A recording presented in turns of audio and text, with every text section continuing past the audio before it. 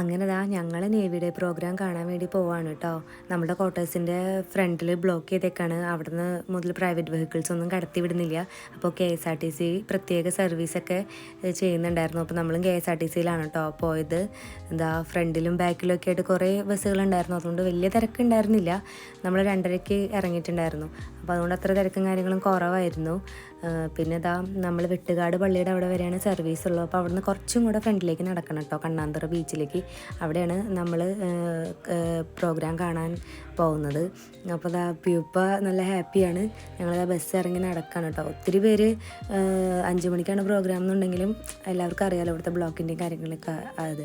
അപ്പോൾ നമ്മൾ വെട്ടുകാട് പള്ളി അന്ന് കുറച്ചും കൂടെ ഫ്രണ്ടിലേക്ക് പോയിട്ടാണ് കേട്ടോ ബീച്ച് കണ്ണാന്തറ. നല്ല വെയിലാണ്. നമ്മൾ മഴേനെയാണ് പേടിച്ചിട്ടുണ്ടായിരുന്നത്. പക്ഷേ നിങ്ങൾക്ക് കാണുമ്പോൾ തന്നെ അറിയാം നല്ല വെയിലാണ്. പ്യൂപ്പ അവിടെ എത്തിയിട്ടതേ നല്ല ഹാപ്പി ആയിട്ടോ. ആള് കളിക്കാനൊക്കെ തുടങ്ങിയിട്ടുണ്ട്. പിന്നെ ഞങ്ങളുടെ ഫ്രണ്ട്സിനെയൊക്കെ അവിടെ വെച്ച് കണ്ടു. പിന്നെ ഞങ്ങൾ കുറച്ച് 2-3 ഫാമിലി ഒരുമിച്ചാണ് പോയത് കാണാനായിട്ട്. അപ്പോൾ പ്രോഗ്രാം തുടങ്ങാനായിട്ട് കുറേ ടൈമുള്ള കാരണം നല്ല ഹാപ്പി ആയിട്ട് അവിടെ കളിച്ചുകൊണ്ട് നടക്കുകയാണ്. വീട്ടിൽ നിന്ന് പുറത്തേക്ക് ഇറങ്ങുന്നത് ആൾക്ക് ഭയങ്കര ഇഷ്ടമാണ്. അതുകൊണ്ടാന്ന് തോന്നുന്നുണ്ട് വഴക്കൊന്നും ഉണ്ടാക്കില്ല. അപ്പോൾ അന്നലല്ലേ കൊണ്ടുപോവുള്ളൂ ഞങ്ങൾ പുറത്തേക്കൊക്കെ. അപ്പോൾ നല്ല കളിയും കാര്യങ്ങളാണ്. വേറെ പ്രോബ്ലവും കാര്യങ്ങളൊന്നും ഉണ്ടായില്ല. പിന്നെ ചെറിയ ചെറിയ ഷിപ്പുകളും കാര്യങ്ങളൊക്കെ മൂവ് ചെയ്ത് തുടങ്ങി ഞങ്ങൾ കണ്ടു. 5 മണിക്കാണ് പ്രോഗ്രാം സ്റ്റാർട്ട് ചെയ്തത്.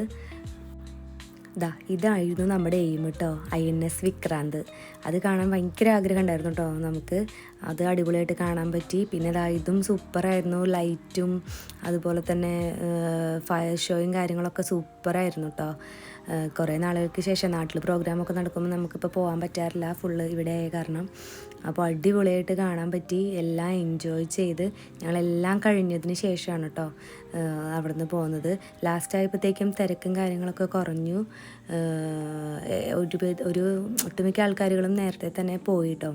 അത് കഴിഞ്ഞ് നമ്മൾ പറഞ്ഞ സമയത്ത് കുറച്ച് തിരക്കും കാര്യങ്ങളൊക്കെ കുറവുണ്ടായിരുന്നു. അപ്പോൾ പൂപ്പ പോയ ആ ഉഷാറോടെ തന്നെയാണ് ഞങ്ങൾ തിരിച്ച് വരുന്നത്. അപ്പോൾ അത്രയേ ഉള്ളൂ ഗൈസ്, ബൈ.